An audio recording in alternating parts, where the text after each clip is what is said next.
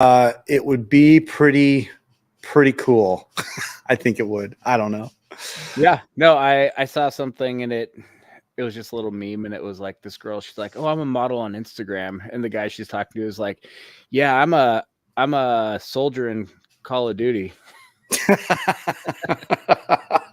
That's such a good comparison too, because it's like I was talking to somebody the other day, and we were talking about college, and I have no backing on this, but I was like, in my mind, it just doesn't feel that college is as big as it was. Oh, I know why it is. It's because I'm watching that show Friday Night Lights. Did you ever watch that when it was on TV?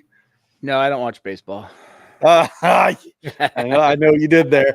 No, that's football. But so I like to watch these old shows. It came out in like 2006, but they have such a huge emphasis on the kids to go to college.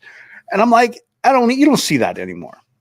And I was thinking about it. I'm like, why you don't see that is because there's these people like claiming that they're making, thousands and thousands of dollars being an Instagram, influencer. Like, who knows if that's even real? Who knows if it's what it is? But like, there's just more entrepreneurs now than ever. And it's just like, you don't have to go to college anymore. And so like, if that went away, I wonder about how much free time we would have. That would be a really fun experiment. And then also see like how society went back to thinking about things like college again. Yeah, it would be definitely an interesting thing. Yeah.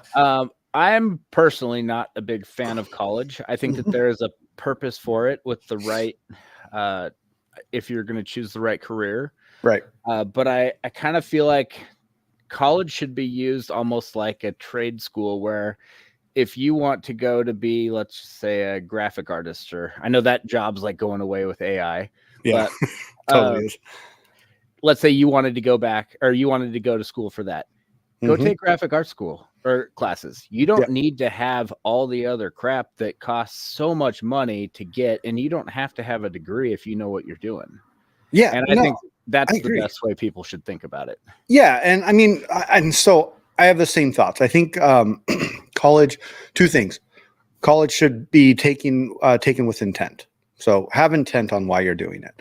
Don't just go and get some psychology degree just to go to college, right? It's a waste of money. Unless you're going to be a psychologist. And at that point, like, you know your path, you know what you have to do to become a psychologist. And two, I don't think college should be a right out of high school thing. I tried it. The only reason why I went was to play sports. And I'll tell you, I didn't have any interest in school. I went back to college when I was 30, went to a technical school. Culinary school is a technical school, in theory. And got out of that and then went online college and got my business degree. And can't honestly say that it's done anything for me. The business degree part hasn't. Culinary degree has helped me propel, where I'm at. Just helped propel, you know what I mean? It's like, it's just one of those things. But I think intent and maturity are two things that you need when you're doing any type of college or technical school. Because like at 18, 17, I graduated at 17. Like, I was nowhere near, I wanted to be done with school. I didn't want to go back to school. Sure. I would play football. Like, come on. And at that point, that was just like a dream of like, I want to say I play college football, and it was a junior college. So it's like, it's not even that big of a deal, but it was a fun experience at that, but I wasted money, I mean, Yeah, I remember listening to some stuff, and it just, everything clicked. And it's funny when things like kind of, you hear things that back up your feelings, but everyone told you were wrong, but then you started hearing stuff that said, actually, you're right. Yeah.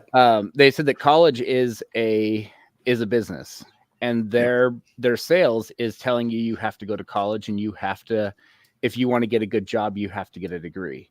Yeah. And that's the way that they sell you, that you have to go to college, and all they need to do is get you there, and then they've done their job and they're getting paid. Mm-hmm. It's very true. I mean, that's why they have recruitments, right? Yeah. But you look at how hard is it to get, let's say, a small business loan. It's dang near impossible. I would say it is impossible at 18 years old. Like 20, 30 grand to start up some small business that you could easily do with that money, like power washing, window washing, hanging Christmas lights in the winter, like that kind of a thing.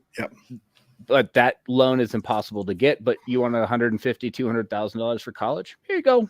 Yeah. So. Oh, and so that's a really good point. And it's interesting that you brought that up because I'm in the middle of getting 85% of my college tuition, basically all the money I spent on my business side of college wiped away because when I was going to college, University of Phoenix, and working at the same time. So University of Phoenix is an online school.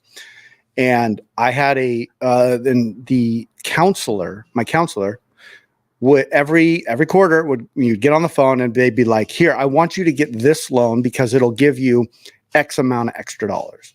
You'll get like $3,000 extra dollars dropped into your account tomorrow. Now, mind you, I just had a kid.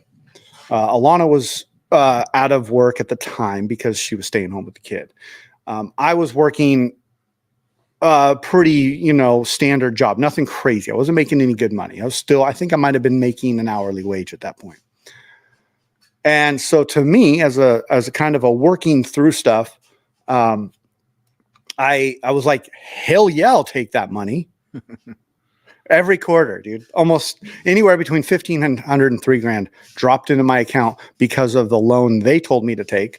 And I, I'm going to take responsibility because I took the money. But at the same point, they were making money off of me taking the money. Wow. So to your point there, like, it's crazy. They are salesmen to the top. Mm-hmm. Yeah. It's interesting. Yeah. Very interesting. Anyways. And just a little side note to the story I just told. I didn't search out that. I was approached by the Department of Education. They were like, hey, you want to get your student loans wiped out? Fill out this. I'm like, cool. Nice. Anyways, Well, that's cool. Yeah. Yeah. $50,000 wiped off my credit score. Yeah. Any day of the week. So anyways, back to bitching about Instagram. Yes. Today's been one of those days that I knew was coming, but I didn't know it was coming until it came. And it always drives me nuts with everybody bitching and complaining about the time change. Yeah. Yeah. And it always comes from the same people who are super negative and who are always these victims. And it's like, oh my gosh.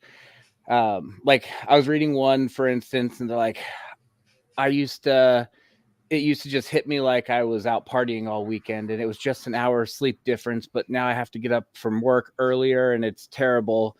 And now that I have kids, it's even worse because the kids don't understand. And I'm just like, you're the one who always plays the victim on this stuff. It's an hour difference. Yeah. Yeah.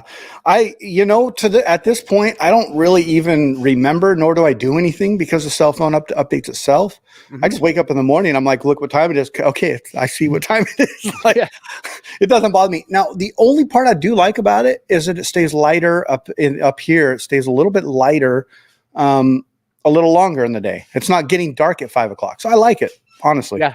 For where I'm at, there's things that said like, oh, just a few more days and the sun won't go down till 7 p.m. Yeah. And it went down like 7:05 today. And I was like, this was actually pretty cool, except for I forgot to change 2 of my clocks and I kept looking at them all day and those were off, but thankfully I didn't have too much going on.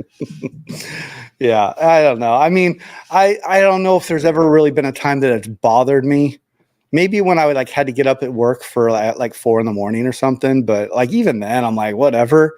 I don't know. I've also been a guy that I will do everything I can. And this goes against everything we talk about in training. But, growing up, I was always that kid was like, I think we talk about this. I don't want to sleep. Like I could be so much more productive. So like, I don't care about it. I just never. I think the only time I really hated it was when I used to have to coach the 5 a.m. class in CrossFit. Yeah. That was like the one. Exactly. I think I had to do it for 2 years in a row. And I was like, when am I not the new guy on the totem pole? Yeah. Oh, I remember those days coaching that early class. No good. So, hey, Cornell, you hit me up yesterday and you had a good topic. It was kind of, I'm like, oh, right, I did. What was it? 'Cause yeah. I don't know. I love that. It was headphones and phones and all that in the gym. Yes. And I'm going to kind of give you the mic and let you go, and then we can debate this or talk about it or whatever. All right. I have always had a personal thing about headphones in the gym. Yeah. And one of the things that I think is, I'm not saying it's the secret or my little, this is what made me the lifter that I am. Yeah. But I have never been someone who wants to wear headphones in the gym. Granted, I don't lift at a Globo gym. I am generally friends with everybody around. And if there's nobody around, I have access to the music. Right. It's very rare that there's a music on that I'm like, I can't handle this. And if that happens, I don't have any shame. I'll walk up and I'll go change it. Like, I'm not necessarily going to change the whole thing, but I'll skip the song. There's a couple songs out there where I'm just like, oh, I can't handle this one right now. But what I think is very important is if you lift in a gym with other people, you're going to feed more off of your community and being present with everyone who's there instead of whatever personal music you want to listen to while you're lifting. Right. And you don't get to listen to music in competition, like when you're on the platform. So I get it where you want to kind of zone out and get into the zone when you're getting ready for a competition. But if you're doing all your warm-ups, remember, you want your warm-ups to be just like they are on the platform. So if you've got earbuds in and you're doing all your warm-ups, getting to listen to your music and check out and not be present there, then you go, all of a sudden you're going to get hit with all these different sounds, all these different lights, different platform, different bar, and judges. And that's going to throw you off a lot. And I'm just a real big fan of be present with where you're at. Your coach will love you so much more if when they say something to you, you hear them. I dropped into a gym on Friday, and it was one of those things where I came up there to lift with a couple of people. It was me and my buddy Nick, and then there was 3 other people on the big bench that we were at, and there was 2 bars on our platform. Okay. But it was like a double platform. Yeah.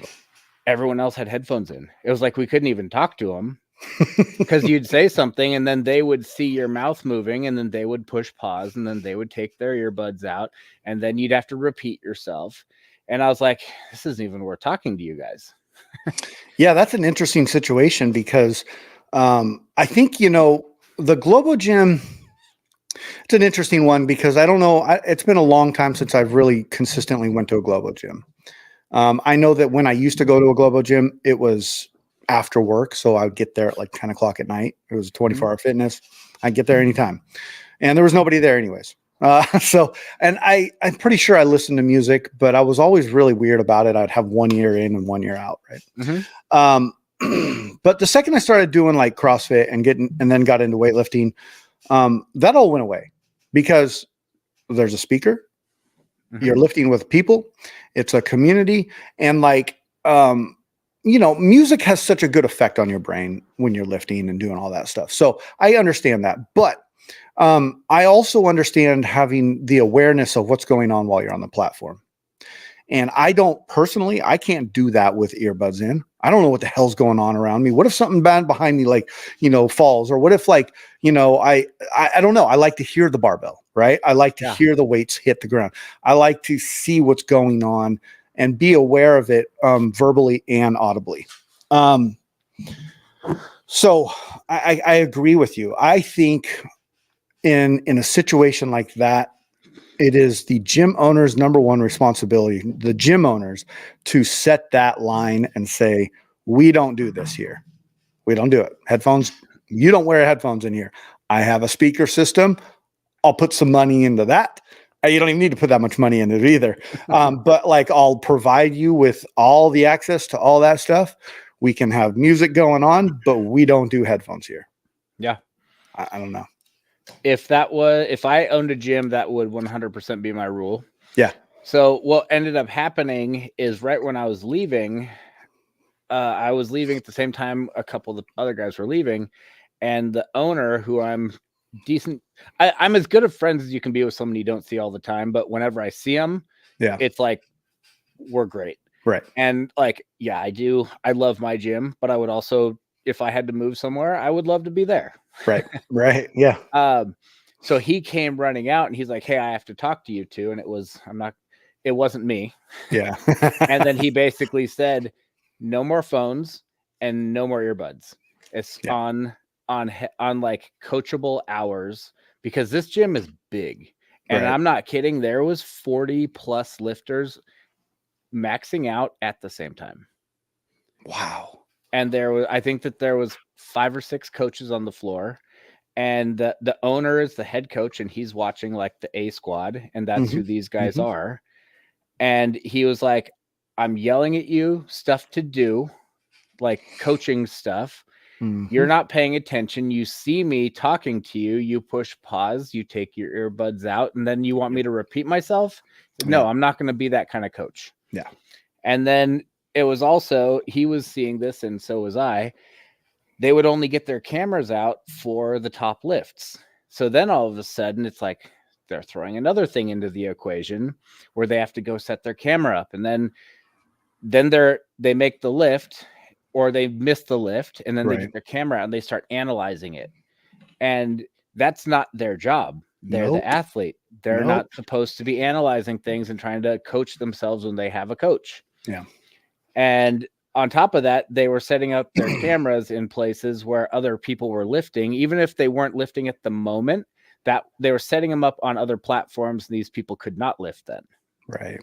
So, see that, and that's just an inconsiderate thing. Like, you need to be able to, I mean, you're sharing a space, right? You know, you don't want to share space. You want to have your own music. You want to put your cameras on wherever you are, you know, do what everybody else does. Go build a garage gym. Well, you know what I mean? Like, then you can have your own space. You can do what you want. And in this case, being on a team, like I totally understand where the gym owner is coming from, and good on him for saying something. I would say that he probably needs to, it's so tough. He probably needs to put down a solid line of like, this doesn't come in here. You know, I think I've talked to you about this a long time ago, but I've always thought it would be really cool if a gym owner took and, you know, invested some money, you know, probably that they don't have, and putting, you know, some sort of video contraption at each platform. So you can, you know, press play, have it. It's not in anybody's way. It's placed by the owner. And then it just you can go to like a cloud and upload your video to your phone or whatever afterwards. I don't know, man. I've seen this before. I know it's so thick at the Globo gyms. Like when I go to Lifetime with Damon, it's like everybody and their mothers is their social media influencers, right? Different type of situation. I think with what you're talking about and that kind of gym with those kind of lifters being coached in a team, it's just like draw a line in the sand. It shouldn't happen.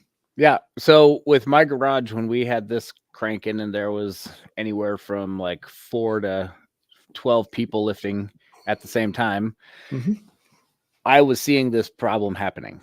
Really? And I was like, you know what? We're not doing this. We're not going to have tripods here. Yeah. So what I did is, instead of just, because I like to film my stuff, I just bought a whole bunch of wall mounted tripod contraption pieces. Right. And I set where the phone holders were in the garage. I love it. And I had 6 of them, and none of them were in the way. Yeah. And you could point it at all different areas, and they had little extendable arms, and it just made it where it got out of the way. And then that's what I'm talking about, some of the people would like video, then they'd go back and look. I'm like, there's no point in looking at it. You don't even know what you're doing enough to see what you did wrong. So my big thing is, and I really like this with Strength Tank, is Ryan said, I hate shoe cam holders. Like, we don't do shoes here. So he provided like a dozen tripods. Right. And they're small, they're skinny, they're out of the way. People are considerate. Our gym is set up in a way where you can easily put it in one of 2 sides of the platform, and it's not in anyone's way. That's awesome. And my thing that I do is I set my phone up, I hit record, and I Mhm. walk away, and I never touch it again Yeah. till the snatches are over. And then Yeah. I'll pit stop, and then I'll do it again for the clean jerks. Then after that, I'll go through, I'll screen record a couple of lifts, I'll delete the big one. Yeah, I like the idea of doing the whole session. I think what I was telling you before was I just need to get a better camera because I have an old, it's like an iPhone 12, Mm-hmm. and I use that, and it seems like I just need to clean it. I am cleaning it up. Let me just say that because every time I hit it, I'll walk away, and then like in between clean and jerks, I'll walk over there because I'll like I'll stop it for snatches and then press play again for clean and jerks, just so I have some segregation. And it's always like iCloud full, and I'm like, mother, and it stopped at like when I was at 50 kilos. So, So one thing you can do is it's a teeny bit more distracting, but not that much. Yeah. Is on Instagram, it like the quality of the videos just goes to crap anyway. So don't worry about it. And you can use the front facing camera and you can see if it turned off. That's a good point. That's a really good point. And I've also thought about just using this camera because this platform does record. It records in, whatever 4K. I don't know. I'm not worried about that. But I could just set this thing up and press play. So that was kind of an idea I had when we were talking about this on Friday. Yeah. I want to jump back a little bit to what you were talking about with the music and competing.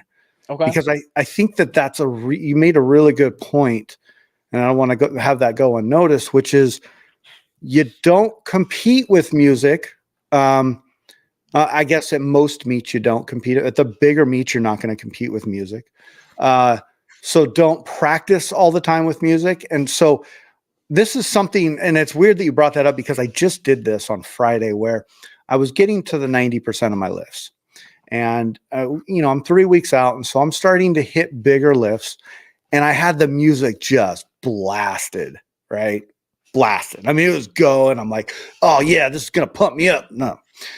And I had a weird, like, light bulb moment. I shut off the music because I was like, I got to get myself ready for this. I'm not going to have this in the competition. And I can't rely on the music to get me up.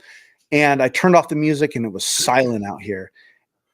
And, I lifted a little bit better. I was a little more focused. I didn't have a speaker blaring in my face. Yeah. And I felt like I lifted better. Maybe I did, maybe I didn't. Who knows? But I was hitting good numbers and I was hitting good percentages.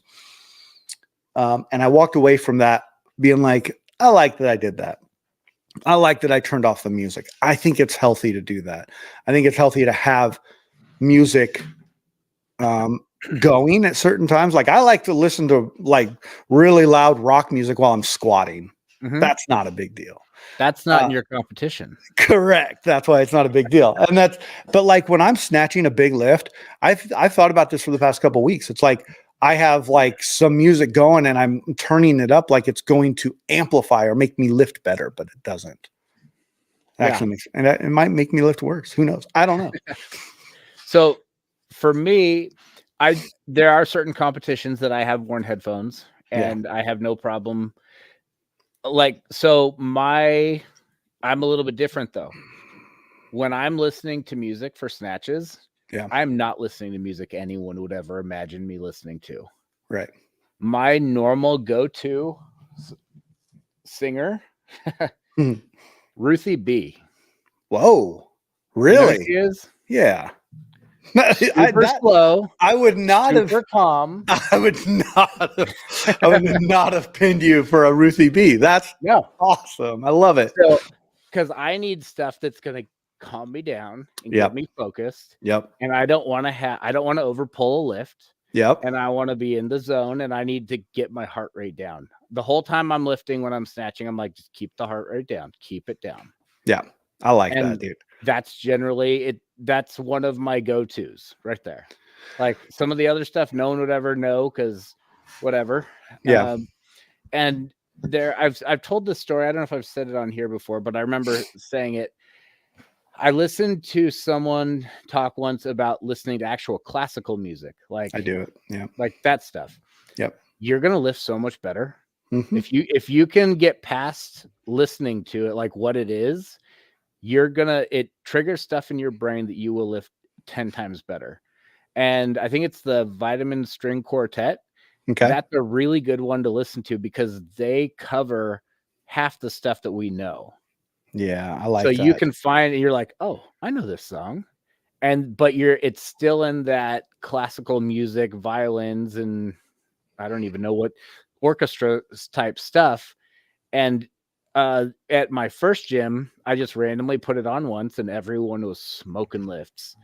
And then not one day, then one of the coaches came in. She's like, what is this crap? And she changed it. And the whole make miss ratio flip flopped. And no one was making good lifts anymore, but she felt cool because she put her music on when she walked in. Yeah, see, and that's the thing. Like, somebody asked me, a coworker asked me the other day. They're like, "What's your walkout song?" And I go, "What?" He goes, "What are you going to walk out to?" And I'm like, "Bro, this is not the WWE. I'm not like walking out with a cape on and all that." I go, at these bigger meets, they don't, it's quiet. It's more closer to like when somebody's teeing off, at a big golf tournament. But back to the classical music. Yes, I listen to Alice Sarah Ott, and she kind of does the same thing. She has one album. It's called Nightfall.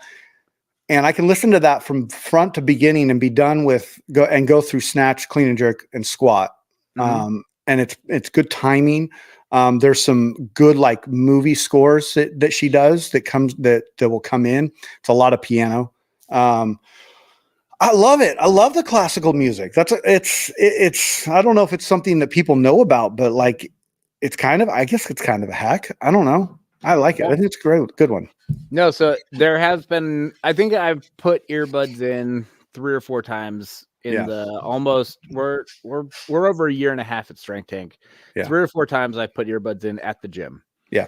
And when I did, it was like, okay, I have to hit, like, I think my best snatch at the time was 147, maybe 150. And I was like, I have to hit 145 today. Yeah. And I have to do it with no misses. Yeah. And no one else is competing in 9 days. Right.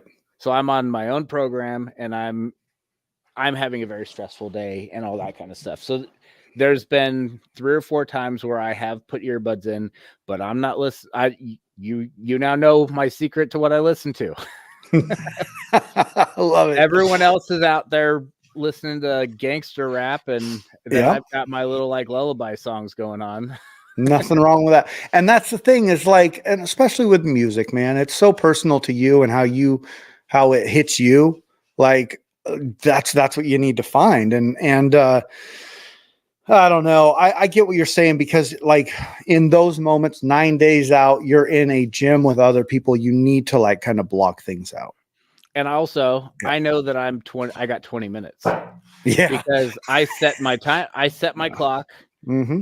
And I'm like, I have to pull 145 by the time that clock clicks to the 0. Yeah. And that's that last minute is my timer for that opening attempt. And that's then cool. But as soon as that's done, earbuds are out, total change, everything's back to normal. Yeah. I like that. That kind of brings up something that I did over the week where, and it was kind of weighing on my brain. I'm like, okay, I'm really starting to go through and visualize a lot of what's going to happen. Just think about it, visualize it. And I said, hey, Alana, I'm about to hit my last lift. I think it was like a 127 clean and jerk. And I said, hey, come out here. I want you to time my approach. And I said, the second I was like sitting in a chair, and I said, the second I get up out of that chair, hit the timer. And so she did it, and I hit the lift and everything, and I dropped it, and all was good. And I looked at her, and I go, what was the time? She goes, 109. And I'm like, oh, okay. I got to shorten that up a bunch. She's like, yeah, she's like, you need to really think about this area right here. And she, we went through it, but that's a good thing to think about. Like the timing of walking up to it or the timing of your lifting. And I like how you put that, which was the timing of your lifting and having that last minute be your opener. That's really cool. Yeah. I've never thought about that part of it. I love putting myself on a timer where I'm like, I have to hit this number by this time. Yeah. And I will also look at the clock. I don't always put a timer, but I'll look at the clock and let's say it's like 4:25. I'm like, Yeah. all right, I got 15 minutes before I start. So I'm going to get my platform ready. I'm going to stretch. I'm going to use the PVC pipe. I'm going to do all the little mobility things that I'm going to do like I would in competition. Yeah. And then right when it's whatever time I said, 4:25, right when it's 4:40, it's like 20 minutes is now started. Yeah, that's cool. I mean, it's such a, I think in the past, and I don't know if this is a fault or not, but I've always relied on the people I'm with a bit too much to guide me through that. And and I'm not sure why I did that, but I like, there's something that's happening this time, which is I'm relying on myself. And that's no slam on anybody, but like it's just more of like I'm becoming a big boy. Well, No, also, you don't know what's going to happen. exactly. They're I have no idea. you never want to be so dependent on someone else to be there for you to compete correctly. Correct. And I learned that at my first national meet, Masters Nationals in 2017, where for about 6 weeks I had someone lined up to run my cards. Yeah. And 16 hours before he was supposed to run my cards, he says, "Hey, bro, something came up. I got to take off." And I'm in a place where I know no one. Yeah. Yeah. I knew no one but him. Yeah. Totally. At the biggest Wow. meet at the time of my life, Yeah. with my entire team watching at the home gym, and I had no one. That's a moment right there. That's like, well, I better fucking figure this out. You become real friendly and an outgoing person real quick, and you're like, "Hey, you look like that gym's close to where I live. What are you doing tomorrow?" Right. Yeah, no, that makes sense. I had that similar thing happen, not as big of an event. But and you actually helped out because Alana, I had Alana come to the meet. She put you in an earbud in her ear. Mm-hmm. And I remember like once I got on the warm-up platform, I'm pretty sure I just ignored everything. And I remember hearing her be like, "Cornell, I want you to take it again. Cornell, I want you to take it again." And I just walk off the platform and I'm like, I should probably listen to her. I felt mean at a point, but I was just like, I was more happy to have her in the back room with me, just to have somebody back there with me than I was to be having her run my cards or having you in her ear kind of gave me some comfortability, on guiding her. But yeah, it's those situations that you're kind of thrown into. Two phones going, one with the live stream, and then a second one with me talking with her and texting her. That's hilarious. Yeah, I mean, so when you were at that happened to you at Masters Nationals, did you find somebody? I did. I found I saw someone wearing a shirt of a gym that I knew was local to San Diego. Nice. And I was like, "Oh, you're from San Diego?" He's like, "Yeah." And I was like, "Cool. What are you doing tomorrow?" And he's like, awesome. He goes, "We're going to go." This was in Savannah. He's like, "We're going to go see this historical thing. We're going to go do this. We're going to go do that." I'm like, "Oh, that sounds like a pretty busy day." He's like, "Yeah, why? What's up?" I'm like, "The guy who's supposed to run my cards for the last 6 weeks just bailed on me and I have no one." No. And that's what is so awesome with this community is if you find the right people and they are very around. Yes. They will drop whatever they need to help you. I agree. That reminds me of a story at my last Masters Nationals. I get there, the first person I see is Diane. And I'm like, "Dan, what are you doing, dude? What's going on?" She's in the back room and all that. And she's like, "Oh, this guy needed somebody to, help him with his cards. And his coach didn't show up. So he asked me if I would help him." And I was like, "Sweet. Let me help you?" And she's all, "Oh, sweet. So you load and I'll do his cards." And I was like, "Great, let's do that." And it was the day before I lifted. And I really, really enjoyed that experience. I really enjoyed, helping him out. We're friends on Instagram now. Every now and then we say what's up. But I also enjoyed being in the back room and just like, again, like you just said, it's the community. It's like that aspect of community where next thing you know, you got this new person you never met before and you're helping them out, and you walk away from that and you're like, he did hella good. Like, Yeah. I just dated myself. I said hella. But he did really good. Like, and that was cool. And he was happy about it. And that was a fun experience. Yeah. And I got to know Diana a little bit better because I didn't really know her that well. So sure. The other thing that the reason I've always volunteered for anything is not only am I helping that person out, but I'm learning at the same time. Yeah. I'm not just learning the cards, learning the counting, learning the loading, loading the proper etiquette to protect your athlete on their warm-up platform. Yeah. These are all things that I've learned leading up to things. Yeah. Learning how other people play the cards, who plays dirty, who's cool. Mm-hmm. You learn how to, once you get, I'm now at the point where I can come up to half the coaches that are big name coaches that I have either competed against their athletes or coached again alongside them. And I'm like, we're on the same team. Like a lot of these master meets, there's going to have 3 or 4 weight classes in one session. Yep. So it's like, I remember talking to Jared Kuhn. Yeah. And I was like, we purposely were in different weight classes so we didn't have to go against each other. Like it. Not because he's definitely a better clean and jerker and I'm definitely a better snatcher. Okay. And that's not me saying smack or him, whatever. Right. We know where our strengths are. Right. And I personally think if he had to, he would pull out some magical like 200 kilo clean and jerk to beat me if I was that far ahead in the snatch. So I don't want to give him the last chance. I love that though. Like, think about that. Like, you have someone that you're competing with, and competition can get, there can be levels of heated and all that type of stuff. But the second you step off, like, you guys are like friends and you're talking and you're like, let's do this so we don't have to compete like that. That's fun. So at Howard Cohen, we talked for the first time since we competed against each other at nationals in 2019. Nice. And I hadn't talked to him since then. And I had a grudge against him because he beat me.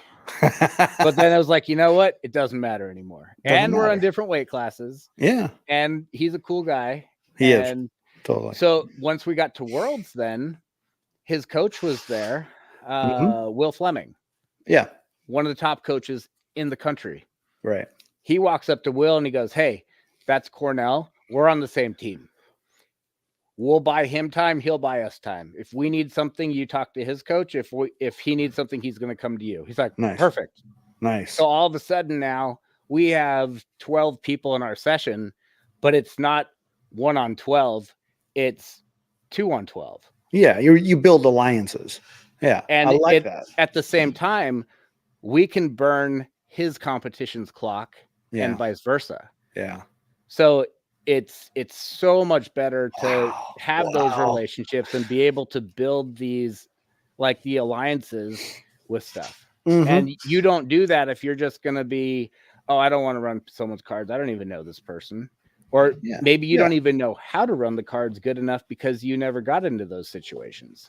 Exactly. And see, here's where, for me, it really hit home when I did that, which was I learned, and it's exactly what you said. I learned that was my first real national competition, where I was tapered. I was ready to go. I had, prepared as much as I possibly could at that point in my lifting time. And I learned so much.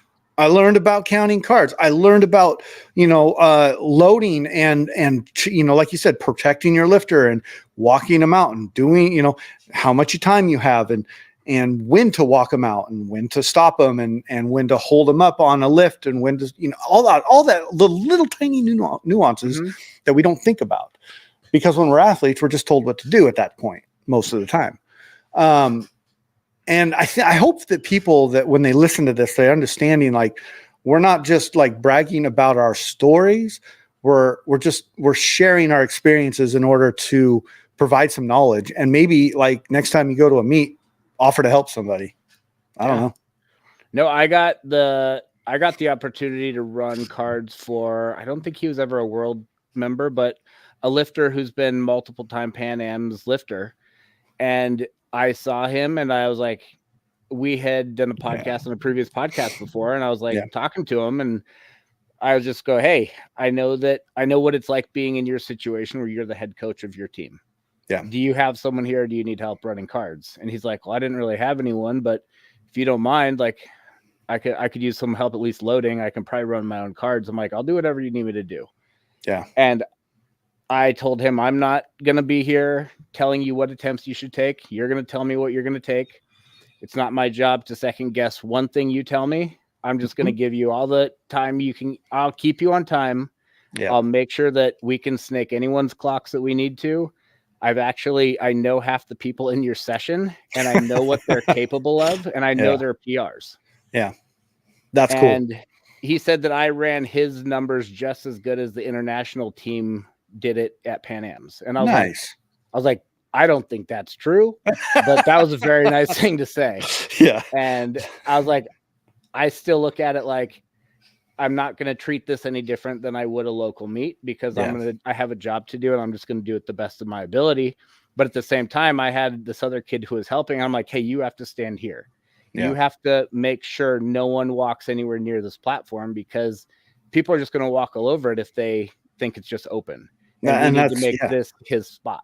Yeah. So, and that's such a cool story. Like, it's just like the amount of stories that we get to tell about the things, and especially you. I mean, you've been in it for 10 plus years, and I really, really enjoy hearing these stories, and I hope everybody else enjoys it too. I think that's a good stopping point. We're at 41 minutes. I got to do some family reading time and get the kids in bed. But Cornell, great show, man. I think we only hit on 2 of our topics. That's always a good thing. I'm glad I didn't get to my 3rd one that I didn't tell you about, because that would have probably gone too deep, and I didn't feel like going deep today. So, man, I hope you have a good night. I hope you had a good weekend. Everybody, thank you for listening, and adios. Bye.